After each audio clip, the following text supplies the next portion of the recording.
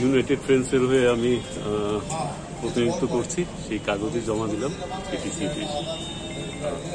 কোন পোস্টে রয়েছে? না, পোস্টের ব্যাপার তো এখনো আসবে না, আজকে জাস্ট খালি প্রতিনিধি হিসেবে আমি আমার কাগজ জমা করলাম, এরপর দেখা যাবে। কোনো রকম অসুবিধা হয়েছে? না, অসুবিধার তো কোনো কারণ নেই, পত্রপত্রিকায় দেখেছিলাম, কিন্তু আমার তো এসে তা মনে হয়নি। আর মানিক সাহার সরকার আমার মনে হয় না এমন কিছু করার কেউ সাহস পাবে। এত নিচু স্তরে নেমে এসে ক্রীড়ার আঙিনায়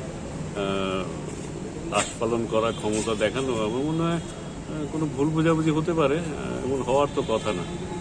এত নিচে নেমে এই সরকারের আমলে কোথাও কোনো ক্রীড়ার আঙ্গনেই হোক, সাংস্কৃতিক আঙিনাই হোক, এমন ধরনের কিছু হবে বলে আমার বিশ্বাস হচ্ছে না। অভিযোগ শোনা যাচ্ছে কয়েক জায়গার থেকে তারা জমা দিতে পারছে না।